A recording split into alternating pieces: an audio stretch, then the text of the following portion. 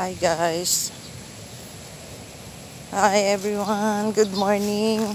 Ako'y papunta po dito sa aming tabing dagat para makapag-refresh ng hangin. Malakas po ang hangin. Ayan, habagat na naman po. At kapag habagat, walang gaanong isda. Hindi nakakahuli. Lahat sila'y naka-standby. Ang mga bangkang di motor.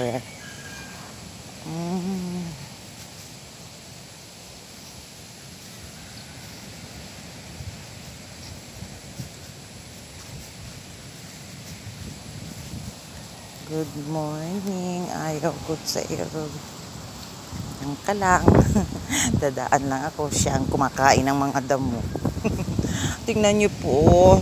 Dahil sa ginawa ng habagat. Malaking baha. Ayan.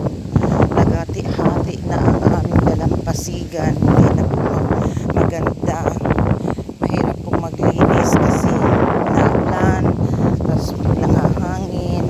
Malilinisan po lang yan kapag yung medyo okay na po ang lagay ng panahon.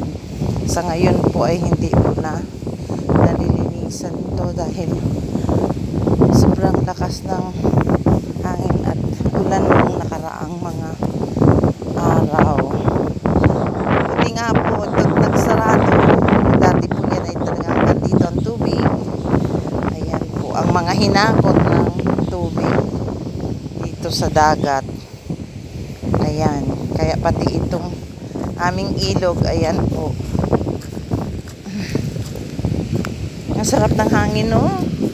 Halik kayo.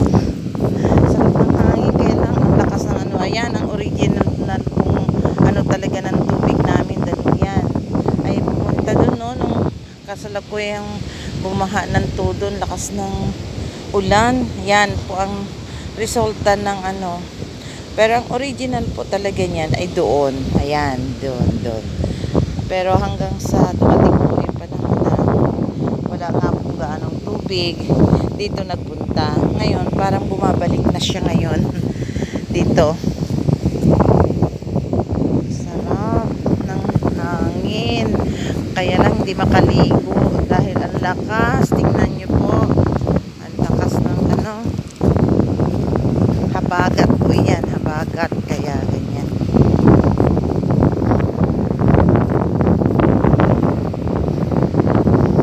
Pero guys, hindi natitinag ang mga mangingisda. Kapag maganda na ang panahon, tuloy-tuloy pa rin po ang kanilang pagpunta ng dagat para mangisda. Kaya mahirap po ang isda ngayon sa amin. At kaunti lang po. Minsan ay maliliit pa. Ayan, laki ng halon.